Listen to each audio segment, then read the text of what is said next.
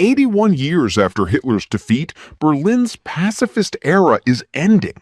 Days before Europe marked the 81st anniversary of Nazi Germany's defeat in World War II, Berlin unveiled something unprecedented in the history of the modern Federal Republic: its first ever military strategy, titled Responsibility for Europe. A country that spent decades defining itself through restraint and repentance now openly declares its ambition to build the strongest conventional army in Europe. Germany insists that this transformation is merely defensive. The declared threat is Russia, the declared mission deterrence. But history teaches Europeans to pay close attention whenever Berlin starts talking about military necessity, strategic leadership, and continental responsibility. The new doctrine is For decades, German society was built upon an anti-militarist consensus. Military force was viewed with suspicion, and pacifism became a civic religion. The very idea of German military leadership in Europe was politically toxic. But in only a few years, much has changed.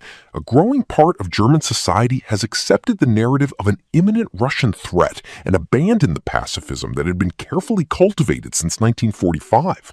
Germany's political and military establishment now speaks openly about war readiness and combat capability.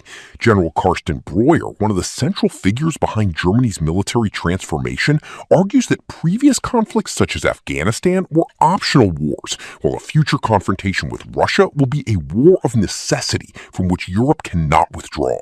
According to this work, the problem is not simply militarization. Europe indeed requires stronger armies, restored industrial capacity, and societies capable of defending themselves. The illusion of eternal peace after the Cold War has clearly collapsed. Europe became strategically complacent while the world grew harder and more dangerous. But Europe's current military revival is unfolding under deeply ideological liberal elites obsessed with confrontation with Russia, and this obsession is leading the continent into a dangerous spiral. In Berlin and other European capitals, political circles have fallen into the increasingly widespread belief that Russia could attack NATO and the EU around 2029. Whether sincerely believed or politically instrumentalized, these narratives have enormous consequences. Russia has shown no interest in invading Europe, yet history repeatedly demonstrates how strategic paranoia and the return of the German soldier. The most symbolic example is Lithuania. Germany's Panzer Brigade 45, expected to reach full operational capability by 2027, represents the first permanent deployment of a German combat brigade abroad since the Bundeswehr was founded in the 1950s. Around 4,800 soldiers and civilian personnel are expected to be stationed near the Belarusian border. The brigade is explicitly designed as a permanent component of NATO's eastern flank. 8 decades after German troops marched eastward, German armored units are once again permanently stationed in the Baltic region facing Russia. Germany is also debating the return of compulsory military service, which was abolished in 2011. The assumption that a professional volunteer Since January, 18-year-olds in Germany have begun receiving questionnaires asking if they want to serve in the military. For men, the questionnaire is mandatory. The authorities are already discussing penalties for those who refuse to complete it. Beginning in 2027, all 18-year-old men could also face mandatory medical examinations to assess fitness for military service. Earlier this year, Germany even introduced regulations requiring men to request permission before undertaking long-term travel abroad, which was eventually suspended after public controversy erupted, as military service remains voluntary. The direction, however, is obvious. The liberal democratic state is psychologically preparing society. Germany's transformation is not occurring in isolation. At the same time Berlin rearms, Poland is building what may soon become the largest land army in the EU.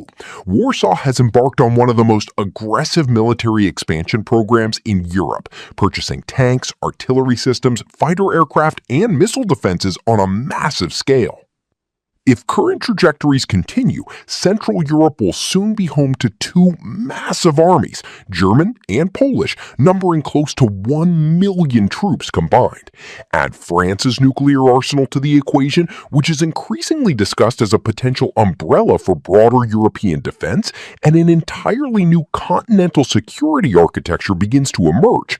The contours of a Paris-Berlin-Warsaw axis can For Russia, this would inevitably appear threatening, regardless of Europe's rhetoric about its defensive intentions. An EU dominated militarily by Germany, Poland, and France, aligned with an anti-Russian Ukraine, would make a pan-European security settlement extraordinarily difficult. Instead of building a durable European security order that includes Russia, the EU is building one increasingly defined against Russia. This is the tragedy of the current moment. Europe can't exist against Russia. There is no lasting European security without Russia. This is the fundamental reality today's European elites refuse to understand. European security is inseparable from Russian security. Geography alone guarantees it. Any attempt to isolate can. Yet the current leaders in Berlin, Paris, and Warsaw increasingly speak the language of civilizational confrontation. They behave as though Europe can achieve stability through military superiority over Russia. This is a dangerous illusion. Europe genuinely needs renewal.